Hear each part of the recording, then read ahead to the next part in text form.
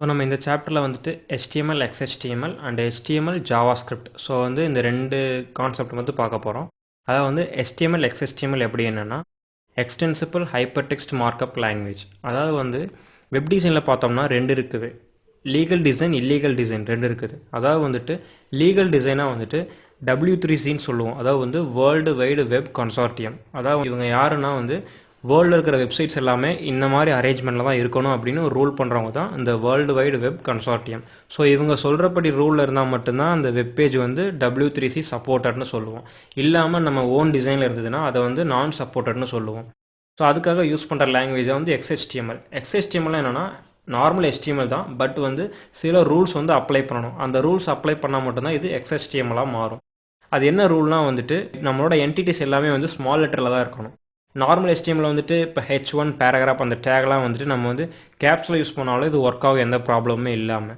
But வந்து W3Cங்கிற அந்த கன்சார்டியமோட recommendation இருக்கணும்னா, அதாவது அந்த அப்ரூவல் இருக்கணும்னா வந்துட்டு எல்லா என்டிட்டி, அதாவது வந்துட்டு எல்லா எலிமெண்ட்டுமே வந்து நமக்கு ஸ்மால் லெட்டரில் மட்டும்தான் இருக்கணும். தென் வந்துட்டு இப்போ வந்து நார்மல் HTML வந்து ஒரு எலிமெண்ட் சீக்வன்ஸாக கண்டினியூ ஆகுதுன்னா அது வந்து சிங்கிள் லைன்லேயே முடியணும்.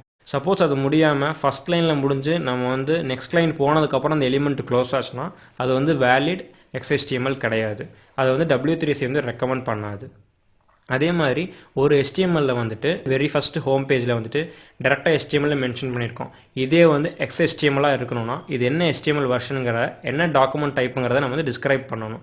ஸோ அதுக்காக நம்ம என்ன பண்ணுவோம்னா டாக் டைப் HTML.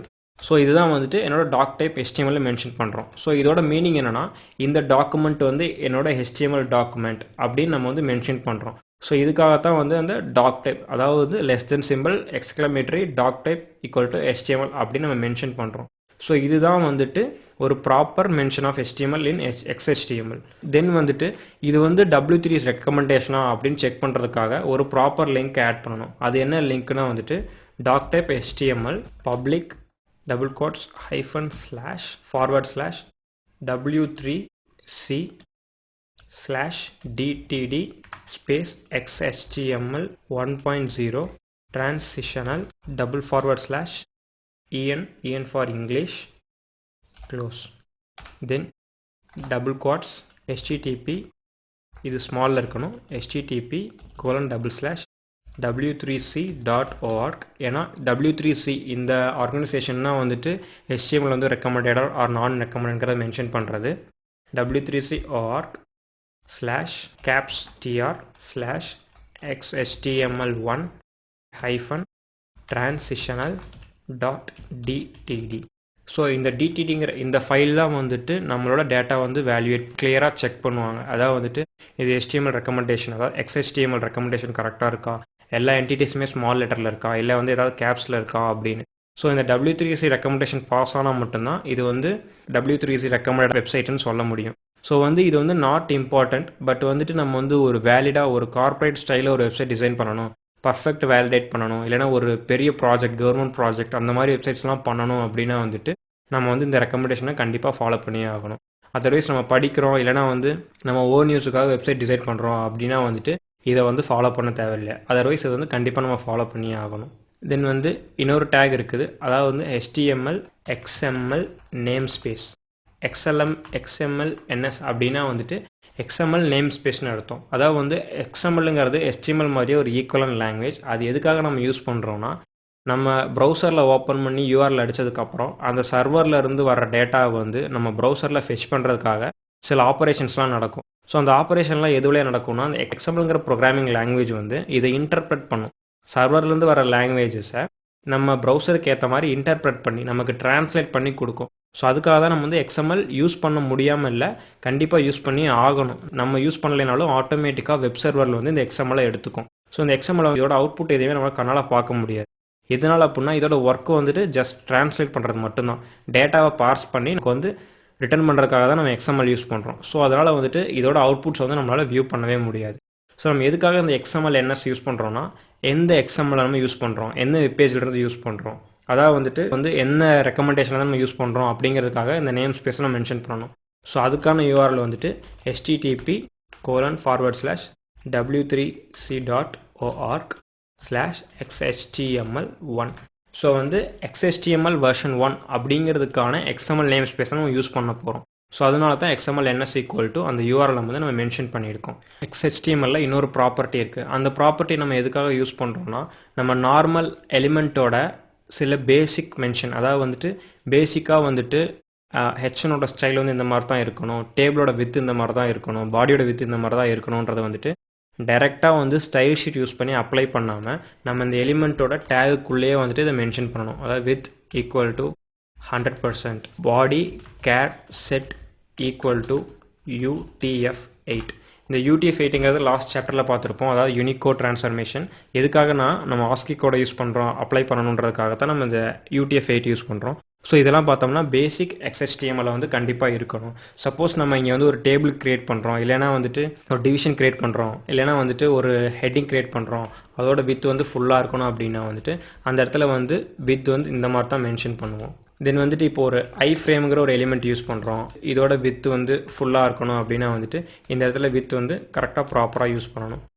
சப்போஸ் இந்த 100% கொடுக்காம 100 பிக்சல் இல்லைனா 1366 பிக்சல் இந்த மாதிரிலாம் கொடுத்தோம்னா வந்துட்டு இது கரெக்டாக வேலிடேட்டுக்கு எடுத்துக்காது. ஏன்னா வந்துட்டு நம்ம வந்து ஃபுல் அண்ட் ஃபுல் பர்சன்டேஜில் தான் கொடுக்கணும். நம்ம எதுக்காக அந்த பர்சன்டேஜ் கொடுக்குறோன்னா வந்துட்டு அதுக்கான எக்ஸாம்பிள் பார்க்கலாம். ஸோ பாடி வித் நான் 100% கொடுத்தாச்சு. இப்போ வந்து நம்ம எதுக்காக இந்த 100% கொடுக்குறோம், பர்சன்டேஜில் எதுக்கு நம்ம வேல்யூவை ஸ்பெசிஃபை பண்ணுறோம் அப்படின்னா வந்துட்டு இப்போ வந்து நம்ம வெப்பேஜை வந்து எப்போவுமே கம்ப்யூட்டரில் மட்டும் யூஸ் பண்ண மாட்டோம். நம்ம வந்துட்டு ஃபோனில் யூஸ் பண்ணலாம், டேப்பில் யூஸ் பண்ணலாம், இல்லை லேப்டாப்பில் யூஸ் பண்ணலாம். ஸோ அதுக்கேற்ற மாதிரி நமக்கு வந்து கண்டென்ட் டிஸ்பிளே ஆகணுன்றக்காக தான் நம்ம வந்து இந்த பாடியோட வித்தை வந்து 100% கொடுக்குறோம். ஸோ 100% கொடுத்தோம்னாலும் அப்புறம் என்ன டிவைஸில் நம்ம ஓப்பன் பண்ணுறோன்னா அந்த பாடியோட வித்து பார்த்தோம்னா அந்த டிவைஸோட 100% வித்துக்கு ஆட்டோமேட்டிக்காக அக்குப்பை ஆகிக்கும். ஸோ அதனால தான் நம்ம வந்து பர்சன்டேஜ் கொடுக்குறோம். இன்ஸ்டீட் ஆஃப் பர்சன்டேஜுக்கு பதிலாக நம்ம பிக்சல் கொடுத்தோம்னா, சப்போஸ் வந்து 1366 பிக்சல் அப்படின்னு கொடுத்தோம்னா நமக்கு வந்து நார்மல் லேப்டாப்பில் மட்டும்தான் வந்துட்டு ஃபுல் பாடியோட வித்து கவர் ஆகும். சப்போஸ் அதே நம்ம ஃபோனில் யூஸ் பண்ணோம்னா நம்மளுக்கு வந்து பாதி வெப்பேஜ் மட்டும் தான் தெரியும், மற்றதை வந்து நம்ம ஸ்க்ரால் பண்ணி பார்க்குற மாதிரி இருக்கும். ஸோ அதுக்காகத்தான் பிக்சலை வந்து அவாய்ட் பண்ணிவிட்டு நம்ம டேரெக்டாக வந்துட்டு பர்சன்டேஜ் யூஸ் பண்ணுறோம். தென் வந்துட்டு மெட்டா டேகில் வந்து இன்னொரு ஆப்ஷன் இருக்குது இந்த வியூ போர்ட்டை வந்து சால்வ் பண்ணுறதுக்காக. அது எதுக்குன்னா வந்துட்டு meta name equal to viewport, அதாவது வந்து இனிஷியலாக வியூ போர்ட்டோட சைஸ் எவ்வளோ இருக்கணும் அப்படின்னு சொல்லி. ஸோ வியூ போர்ட்டோட கண்டென்ட் வந்து எப்படி இருக்கணும்னா ஸ்கேல் ஈக்குவல் டு 1.0. இது எது கொடுக்குறோன்னா ஸ்கேல்லாம் வந்துட்டு நம்மளோட மெஷர்மெண்ட் எவ்வளோ இருக்குது அப்படின்னு சொல்லிட்டு, அதாவது வந்து இனிஷியலாக அந்த வெப்பேஜ் வந்து எத்தனை பர்சன்டேஜில் டிஸ்பிளே ஆகுது. ஸ்கேல் ஈக்குவல் டு 1.0னா இந்த வெப்சைட் நார்மலான பேஜில் டிஸ்பிளே ஆகுதுன்னு அர்த்தம். Suppose scale is equal to 0.5 அப்படின்னு கொடுத்தோம்னா நார்மல் வெப்சைட்டோட சைஸில் வந்து பாதி கம்மியாகி நமக்கு 0.5ல டிஸ்பிளே ஆகும். ஸோ இதுதான் வந்து மெட்டா நேமில் வியூ போர்ட்டுங்கிற ஒரு கான்செப்ட். ஸோ தென் வந்துட்டு நம்ம HTML ஜாவா ஸ்கிரிப்ட் பற்றி பார்க்க போகிறோம். ஸோ லாஸ்ட்டாக XHTML பர்பஸ் என்னன்னு பார்த்தோம், அது எதனால வந்து W3ஸில் வந்து ரெக்கமெண்ட் பண்ணுறாங்கன்னு பார்த்தோம். தென் வந்துட்டு அதில் எப்போவுமே வந்துட்டு என்டிட்டி வந்து ஸ்மால் லெட்டரில் தான் இருக்கணுன்றது பார்த்தோம். தென் வந்துட்டு ஒவ்வொரு எலிமெண்ட்டோட பேசிக் ப்ராப்பர்ட்டி வந்து கரெக்டாக மென்ஷன் பண்ணியிருக்கணும். தென் வந்துட்டு அதோட கேரக்டர் செட், அதோட XML நேம் ஸ்பேஸ், அப்புறம் வந்துட்டு அதோட வேலிடேட்டுக்கான நம்ம யூஸ் பண்ணுற ஹெடர் ஃபைல், இது எல்லாமே ப்ராப்பராக மென்ஷன் பண்ணியிருக்கணும். அப்போ தான் வந்து அது வேலிட் XHTML ஃபைலாக இருக்குன்றதெல்லாம் பார்த்தோம். இது வந்து HTML ஜாவா ஸ்கிரிப்ட். ஜாவா ஸ்கிரிப்ட்டுங்கிறது ஒன்றுமே கிடையாது, இது வந்து நார்மல் ப்ரோக்ராமிங் லாங்குவேஜ். அதே மாதிரி ஜாவாக்கும் ஜாவா ஸ்கிரிப்ட்டுக்கும் எந்தவித ரிலேஷன்ஷிப்பும் கிடையாது, வெறும் நேம் மட்டுமாதானே தவிர ஜாவாவும் ஜாவா ஸ்கிரிப்டும் 2 டிஃப்ரெண்ட் லாங்குவேஜஸ். ஜாவாங்கிறது சாலிட் ஊப்ஸ் லாங்குவேஜ். எதுக்காக அதை யூஸ் பண்ணுறோன்னா டெஸ்க்டாப் அப்ளிகேஷனும் ஸ்டாண்டர்லோன் சாஃப்ட்வேர் டெவலப் பண்ணுறதுக்காக. ஜாவா ஸ்கிரிப்ட் நம்ம எதுக்காக யூஸ் பண்ணுறோம்னா ப்ரௌசர் ஈவெண்ட்டுக்காக. நீங்கள் ப்ரௌசரை கிளிக் பண்ணிவிட்டு இந்த பட்டனை கிளிக் பண்ணால் எனக்கு இந்த ஈவெண்ட்டை நடக்கணும், இந்த ப்ளஸ் பட்டனை கிளிக் பண்ணால் நியூ டேப் ஓப்பன் ஆகும், கீபோர்ட் ஷார்ட்கட் அழுத்தினோம்னா எனக்கு ஹிஸ்ட்ரி இல்லை டவுன்லோட்ஸ் ஓப்பன் ஆகணும், அப்படிங்கிற இந்த ஈவெண்ட் எல்லாமே ரன் பண்ணுன்றதுக்காகத்தான் நம்ம வந்துட்டு ஜாவா ஸ்கிரிப்ட் யூஸ் பண்ணுறோம். ஸோ இப்போ இந்த ஜாவா ஸ்கிரிப்ட் வந்து எப்படி ரன் ஆகுதுன்னா, நமக்கு வந்து ஒரு ஜாவா ப்ரோக்ராம் எடுத்து நம்ம ரன் பண்ணணும்னா ஃபஸ்ட்டு கம்பைல் பண்ணுவோம், அதுக்கப்புறம் ரன் பண்ணுவோம். இதே ஜாவா ஸ்கிரிப்ட்னா வந்து நம்ம எந்தவித கம்பைலேஷனுமே கிடையாது, நம்ம டேரெக்டாக ஸ்கிரிப்ட்டுங்கிற டேகை ஆட் பண்ணி அதுக்குள்ளே ஜாவா ஸ்கிரிப்டை ரைட் பண்ணிவிட்டு பேஜை ரன் பண்ணோம்னா ஆட்டோமேட்டிக்காக வந்து இந்த ஜாவா ஸ்கிரிப்ட் கோடு வந்து நமக்கு ஏற்ற மாதிரி இன்டர்பிரட் ஆகி நமக்கு வந்து கண்டென்ட்டை டிஸ்பிளே பண்ண வச்சிடும். ஸோ அதுதான் வந்து ஜாவா ஸ்கிரிப்டோட பேசிக் ஃபங்க்ஷன். ஸோ இப்போ வந்து அது எப்படி நம்ம ஜாவா ஸ்கிரிப்ட் கோடிங்கை ரைட் பண்ணுறது அப்படிங்கிறத நம்ம இப்போ பார்க்க போகிறோம். ஸோ வந்து நியூவாக ஒரு JS ஸ்கிரிப்ட் அப்படிங்கிற ஒரு ஃபைல் நம்ம க்ரியேட் பண்ண போகிறோம். ஸோ இதுக்குள்ளே தான் வந்து HTML-க்குள்ளே தான் நம்ம ஜாவா ஸ்கிரிப்டை வந்து எழுத போகிறோம். ஸோ அதோட டைட்டில் நம்ம செட் பண்ணியாச்சு. இப்போ வந்து ஜாவா ஸ்கிரிப்ட் கோட் எழுதணும்னா அதுக்கு வந்து ஸ்கிரிப்ட்டுங்கிற டேகை நம்ம வந்து ஆட் பண்ணணும். அதுக்குள்ளே மட்டும்தான் நம்மளால் ஜாவா ஸ்கிரிப்ட் கோடை எழுத முடியும். ஸோ ஸ்கிரிப்ட்டுங்கிற டேகுக்குள்ளே வந்துட்டு இப்போ வந்து நம்ம வந்து full and full Java script பார்க்க முடியாது. ஏன்னா வந்துட்டு பேசிக் வெப் டிசைனில் வந்துட்டு HTML CSS மட்டும்தான் வரும். ஸோ வந்து இந்த ஸ்கிரிப்ட்டுங்கிற ஒரு என்டிட்டியை நம்ம இந்த இடத்துல யூஸ் பண்ணுறதுனால ஒரு சாம்பிள் ஜாவா ஸ்கிரிப்ட் மட்டும் தான் நம்ம போட போகிறோம். இப்போ வந்து அதில் வேரியபிள் டிக்ளரேஷன் வந்துட்டு வேர் a equal to my text அப்படின்னு சொல்லி நம்ம மென்ஷன் பண்ணிட்டோம், செமிகோலன் கொடுத்துட்டோம். தென் இதை வந்து நம்ம டிஸ்பிளே பண்ண வைக்க போகிறோம். அதுக்காக யூஸ் பண்ணுற நார்மலாக C++ யூஸ் மாதிரி printf, cout, cin மாதிரி இதுலேயும் வந்துட்டு டிஸ்பிளே பண்ணுறதுக்கு ஒரு ஸ்டேட்மெண்ட் இருக்குது. document.write அப்படின்னு கொடுத்து இந்த ஓப்பன் ப்ரைஸ்க்குள்ளே வந்துட்டு print text கொடுத்து ப்ளஸ் அந்த ஏங்கிற வேல்யூ.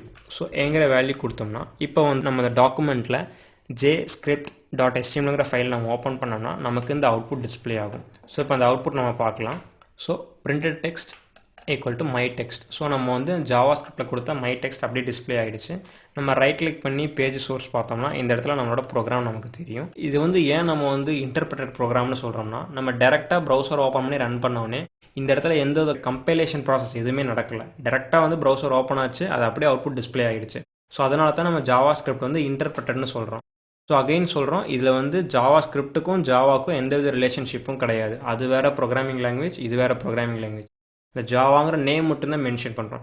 எதுக்காக நம்ம ஜாவா ஸ்கிரிப்ட் அப்படின்னு வச்சாங்கன்னா, இனிஷியலாக வந்து ஜாவா ஸ்கிரிப்ட் வந்து சன் மைக்ரோ சிஸ்டம், அதாவது வந்து ஓனர் ஆஃப் ஜாவா, அவங்க கையில் இருந்ததுனால அவங்க வந்து இந்த ஸ்கிரிப்டிங் லாங்குவேஜுக்கு ஜாவா ஸ்கிரிப்ட்னு வச்சாங்க. ஸோ நேம் மட்டுமே தவிர மற்றபடி ஜாவா ஸ்கிரிப்ட்டுக்கும் ஜாவாக்கும் எந்தவித சம்மந்தமும் கிடையாது. சப்போஸ் நம்ம இந்த ஜாவா ஸ்கிரிப்ட் ப்ரோக்ராமில் ஏதோ ஒரு எரர் பண்ணிட்டோம், சேவ் கொடுத்தாச்சு, தென் வந்து இதை டிஸ்பிளே பண்ணுறோம். ஸோ வந்து இப்போ வந்து எனக்கு எந்த டிஸ்பிளேவும் வராது. ஸோ வந்து என்னோட எரர் வந்து இப்போ டிஸ்பிளே ஆகாது. நம்ம எரர் எங்கே இருக்குன்னு கண்டுபிடிக்கணும்னா, முன்னாடியே சொன்ன மாதிரி ரைட் கிளிக் பண்ணி இன்ஸ்பெக்ட் போனோம்னா நமக்கு ஒரு பார் ஓப்பன் ஆகும். அந்த கன்சோலில் வந்துட்டு ஏதோ எரர் இருந்துச்சுன்னா அது கண்டிப்பாக டிஸ்பிளே ஆகும். ஸோ நம்ம வந்து ஒரு பேசிக் ஜாவா ஸ்கிரிப்ட் கோடிங் பார்த்தாச்சு. ஸோ அதில் வந்து இப்போ ஒரு எரர் கிரியேட் பண்ணி அது எப்படி நமக்கு அந்த எரர் டிஸ்பிளே ஆகுதா என்னன்னு பார்க்கலாம். ஸோ இப்போ வந்து நம்ம அந்த டாக்குமெண்ட்டுக்கு பதிலாக அந்த டீங்கிறத வந்து எரேஸ் பண்ணிட்டோம். ஸோ வந்து கண்டிப்பாக அது எரரில் வந்து ரைட் ஆகும். ஸோ இப்போ இதோட அவுட்புட் நம்ம பார்க்கலாம். ஸோ வந்துட்டு நமக்கு எதுவுமே டிஸ்பிளே ஆகலை. ஸோ வந்து எரர் கூட நமக்கு டிஸ்பிளே ஆகலை. ஸோ இதை நம்ம எப்படி பார்க்க போகிறோம்னா, ரைட் கிளிக் பண்ணி இன்ஸ்பெக்ட் பார்த்தோம்னா அதோட கன்சோலில் வந்து நம்ம ஆல்ரெடி சொன்ன மாதிரியே அந்த இடத்துல எரர் வந்துடும். ஸோ அந்த கன்சோலை நம்ம கிளிக் பண்ணோம்னா நமக்கு என்ன எரர் அப்படின்னு இருக்கும், அன்காட் ரெஃபரன்ஸ் எரர், அதாவது வந்து டாக்குமெண்ட் அப்படிங்கிற எந்த ஒரு வேர்டுமே கிடையாது அப்படின்னு மென்ஷன் பண்ணியிருக்காங்க. ஸோ வந்து இப்போ இந்த எரர் ரெக்டிஃபை பண்ணணும்னா அந்த டீயை ஆட் பண்ணிட்டோம்னா நமக்கு இந்த ஆட்டோமேட்டிக்காக எரர் போயிடும். ஸோ வந்து நம்ம கரெக்டாக பார்க்கணும்னா இதை கிளிக் பண்ணோம்னா எந்த இடத்துல எரர் முதற்கொண்டு நமக்கு வந்து லைனை மென்ஷன் பண்ணி காட்டிடுவாங்க. ஸோ இப்போ அந்த எரர் நம்ம ரெக்கவர் பண்ணணும். ஸோ இதை ஆட் பண்ணியாச்சு. ஆட் பண்ணதுக்கப்புறம் இப்போ நம்ம அந்த பேஜை ரீலோட் பண்ணோம்னா நமக்கு எந்த எரருமே வந்திருக்காது. தென் நம்மளோட டெக்ஸ்ட் வந்து கரெக்டாக பிரிண்ட் ஆகிருக்கும். ஸோ இங்கே எரர் கிளியர் ஆகிடுச்சு, இந்த கன்சோலில் எந்த ப்ராப்ளமுமே இல்லை. So print text is equal to my textங்கிறது கரெக்டாக டிஸ்பிளே ஆகிடுச்சு. ஸோ இப்போ வந்துட்டு இதில் ஒரு சின்ன லாஜிக் எப்படின்னா, நமக்கு வந்து எரர் ஆகிடுக்கா ஆகலையா அப்படின்னு ஒரு நோட்டிஃபிகேஷன் வரணுன்றதுக்காக நம்ம சின்னதாக ஒரு ப்ரோக்ராம் போடலாம். இப்போ இந்த ஏங்கிற டெக்ஸ்ட் வந்து கரெக்ட் அப்படின்னா வந்துட்டு இஃப் ஏ, அதாவது வந்து ஏங்கிறதுல வந்து கரெக்டாக கண்டென்ட் இருக்குன்னா console.log text is correct. So இப்படி நம்ம ஒரு கன்சோல் லாக் கொடுத்துருக்கோம். லாக்னா வந்துட்டு ஒன்றும் கிடையாது, நம்ம என்னென்ன பண்ணுறோமோ அதை நோட் பண்ணி வைக்கிறது தான் லாகு. ஸோ console.logங்கிறதுல வந்துட்டு சப்போஸ் இந்த வேர்டு கரெக்டாக இருந்துச்சுன்னா டெக்ஸ்ட் இஸ் கரெக்ட் அப்படின்னு சொல்லிட்டு நமக்கு வந்து கன்சோலில் ரெக்கார்ட் ஆகும். ஸோ அதை எப்படி நம்ம இப்போ பார்க்கலாம். ஸோ நம்ம பேஜ் ரிஃப்ரெஷ் பண்ணியாச்சு. ஸோ கரெக்டாக பிரிண்ட் ஆகிடுச்சு இந்த இடத்துல வேர்ட் பார்த்தீங்கன்னா. தென் கன்சோலுக்கு நம்ம வந்து பார்த்தோம்னா இந்த இடத்துல வந்து டெக்ஸ்ட் இஸ் கரெக்ட், அதாவது வந்துட்டு நம்ம கன்சோலில் லாக் கிரியேட் ஆகிருக்கு டெக்ஸ்ட் இஸ் கரெக்ட்னு சொல்லிட்டு. ஸோ இந்த ப்ரெசர்வ் லாக்னு போட்டோம்னா நம்ம இந்த பேஜ் ரீலோட் பண்ணுற வரைக்கும் இந்த லாக் வந்து நமக்கு எப்போவுமே சேவ் ஆகியே இருக்கும். ஏன்னா வந்து ஃபியூச்சரில் நம்ம எதாவது பார்க்கணும் அப்படின்னா கூட இந்த லாக் எடுத்து பார்த்துக்கலாம். சப்போஸ் நமக்கு இந்த லாக் எதுவுமே தேவையில்லை, கிளியர் பண்ணணும் அப்படின்னா வந்துட்டு இந்த பட்டன் நம்ம கிளிக் பண்ணோம்னா கிளியர் கன்சோலுங்கிறத கிளிக் பண்ணோம்னா நம்ம கன்சோல் வந்து கிளியர் ஆகிடும். ஸோ இதுதான் வந்து பேசிக்காக ஜாவா ஸ்கிரிப்டை வந்து எப்படி HTML எழுத போகிறோம் அப்படிங்கிற ஒரு மெத்தட். ஸோ வந்துட்டு இது வந்து இன்லைன் ஜாவா ஸ்கிரிப்ட், அதாவது வந்துட்டு ஜாவா ஸ்கிரிப்ட்டுங்கிற ஒரு எலிமெண்ட்டை யூஸ் பண்ணி எழுதுறது தான் வந்துட்டு இந்த மெத்தட். இதே வந்து எக்ஸ்டர்னலாக ஒரு ஜாவா ஸ்கிரிப்டை எழுதணும் அப்படின்னா வந்துட்டு நம்மளோட HTML பேஜில் ஹெட்டுங்கிற ஒரு எலிமெண்ட்டுக்குள்ளே வந்துட்டு ஸ்கிரிப்டுங்கிற ஒரு டேகை மென்ஷன் பண்ணி srcங்கிற ஒரு ஆட்ரிபியூட்டில் script.js, அதாவது வந்துட்டு script.jsங்கிற ஒரு தனியான ஒரு ஜாவா ஸ்கிரிப்ட் ஃபைலை வந்து நம்ம லிங்க் பண்ணியிருக்கோம். ஸோ இப்போ வந்து நம்மக்கிட்ட இருக்கிற ஆல்ரெடி இருக்கிற script.jsங்கிற ஃபைலில் நம்ம ஏதாவது ஒரு ஸ்கிரிப்ட் எழுதணும்னா அது வந்து நமக்கு டைரெக்டாக டிஸ்பிளே ஆகிடும். ஸோ நம்ம சாம்பிளாக வந்துட்டு document.write this is Java's enabled browser, so இப்படிங்கிற ஒரு கண்டென்ட்டை நம்ம கொடுத்துருக்கோம். ஸோ இப்போ வந்து நம்ம JScript.html ஓப்பன் பண்ணோம்னா இது ஆட்டோமேட்டிக்காக ஃபஸ்ட்டு இந்த இடத்துல ஸ்கிரிப்ட்டுங்கிற இடத்துல இந்த srcயில் script.jsங்கிற ஃபைல் வந்து ஆட்டோமேட்டிக்காக லோட் ஆகிடும். ஸோ அதோட அவுட்புட் என்னன்னா திஸ் இஸ் ஜாவாஸ்கிரிப்ட் எனபிள்டு ப்ரௌசருங்கிறது டிஸ்பிளே பண்ணணும். ஸோ இது வந்து ஆட்டோமேட்டிக்காக நமக்கு இப்போ டிஸ்பிளே ஆகும். ஸோ இப்போ அதோட அவுட்புட் நம்ம பார்த்துடலாம். This is JavaScript enabled browser அப்படின்னு வந்துடுச்சு. ஸோ இந்த இடத்துல கன்சோல் பார்த்தோம்னா நேவிகேட் டு திஸ் ஃபைல், அதாவது வந்து கன்சோல் வந்து கரெக்டாக நமக்கு கிரியேட் ஆகிருக்கு. ஸோ எந்த ப்ராப்ளமும் இல்லை அப்படிங்கிறது காட்டி. இந்த இடத்துல நேவிகேட் டுனா எதுக்குன்னா ஸோ இந்த ஃபைல் வந்துட்டு இந்த வெப்பேஜில் இருந்து இன்னொரு ஸ்கிரிப்ட் ஃபைலுக்காக நம்ம ஒரு ஃபைல் எடுத்துகிட்டு போயிருக்கோங்கிறது தான் அந்த நேவிகேட்டட் டூன்னு சொல்லிட்டு நமக்கு அந்த ஒரு இன்ஃபர்மேஷன் கிடச்சிருக்கு. ஸோ இதுதான் வந்துட்டு பேசிக்காக ஜாவா ஸ்கிரிப்டை வந்து எழுதுகிற மெத்தட். தென் வந்து HTML-குள்ள எப்படி இம்போர்ட் பண்ணுறோங்கிற 2 மெத்தட்ஸ். ஸோ இந்த சாப்டரில் வந்து HTML XHTML பார்த்தோம், தென் ஜாவா ஸ்கிரிப்ட் பார்த்தோம். XHTML வந்துட்டு எதுக்காக நம்ம யூஸ் பண்ணுறோங்கிற பர்பஸ் பார்த்தோம். தென் ஜாவா ஸ்கிரிப்டில் வந்துட்டு எப்படி நம்ம லிங்க் பண்ணுறோம், எப்படி வந்து ஜாவா ஸ்கிரிப்ட் வந்து இன்டர்னலாக எழுதுகிறோம், தென் எக்ஸ்டர்னலாக எழுதுறோங்கிறத பார்த்தோம். தென் வந்து எப்படி கன்சோல் வந்து ஒர்க் ஆகுது, தென் கன்சோல் லாக் வந்து எப்படி கிரியேட் ஆகுங்கிறது பார்த்தோம். ஸோ நெக்ஸ்ட் சாப்டரில் வந்து HTML5 பற்றி ஃபுல்லாக பார்க்கலாம். தேங்க்யூ.